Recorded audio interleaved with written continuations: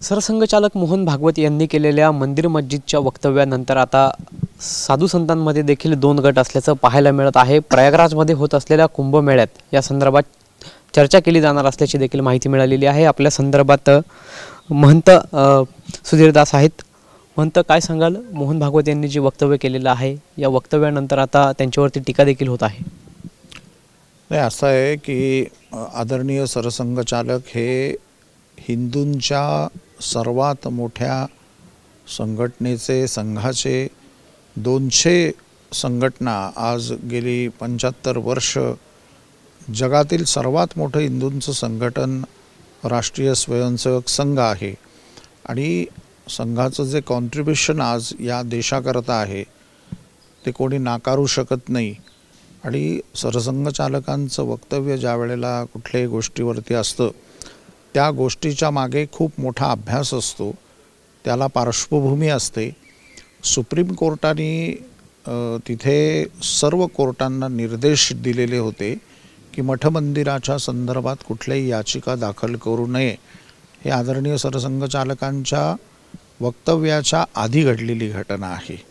आज बांगलादेशमध्ये काय चाललं आहे, आज इराण इराकची काय परिस्थिती चालली आहे, आज संबलच्या माध्यमामध्ये काय घटना घडली, वक्फ बोर्डच्या संदर्भामध्ये जी काही एकंदरीत पार्लमेंटमध्ये किंवा इतर धर्मियांनी जी उचल खाल्लेली होती त्याचा परिणाम भारताच्या शांततेला आणि ती शांतता धोक्यात येऊ शकते अशा पद्धतीचं एकंदरीत एक यंत्रणा जागतिक स्तरावरती काम पाहत होती। आणि त्यामुळे भारतामध्ये कुठली अशांतता कुठल्याही एका फटमंता ब्रह्महत्या विषयाने होऊ नये म्हणून त्यामागची ती भूमिका होती असं माझं व्यक्तिगत मत आहे।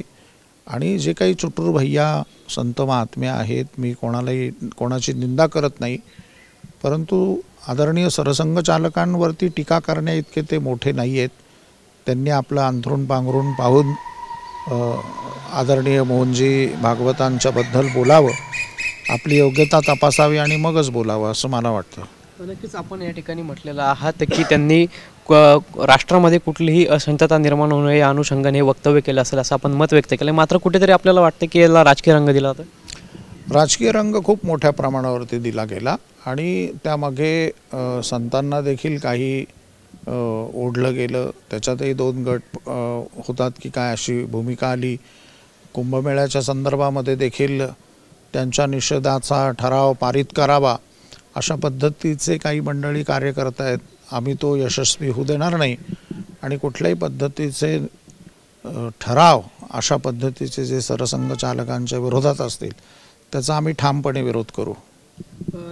जो कुठे प्रयागराजमध्ये त्यांना विरोध केला जातोय, काही समर्थन देखील केलं जातंय, यावरती आता कुठे प्रयागराजमध्ये चर्चा केली जाणार आहे? अजून तर तसं काही नाही आहे, परंतु काही सूचना आमच्याकडे आल्या आहेत या संदर्भात। परंतु आखाडा परिषद असो किंवा अन्य काही असो, या अशा पद्धतीचा अजून कुठलाही निर्णय झालेला नाही आहे।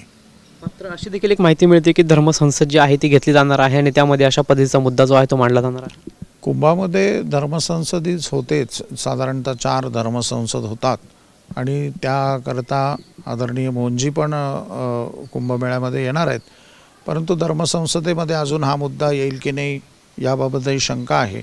अशा पद्धतीचे मुद्दे धर्मसंसदेमध्ये येऊ नये आणि घेतलेही जाऊ नये या मताचा मी आहे। नक्कीच आपल्यासोबत काळाराम मंदिराचे महंत सुधीरदास होते आणि त्यांनी देखील आपलं जे मत आहे ते या ठिकाणी व्यक्त केलं आहे। कॅमेरा पर्सन आकाश अवलेसह पवन येवले, TV9 मराठी, नाशिक।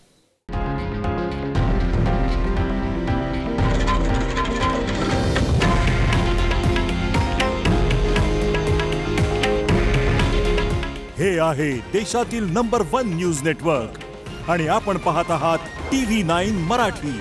काळजी तुमची, हित महाराष्ट्राचं।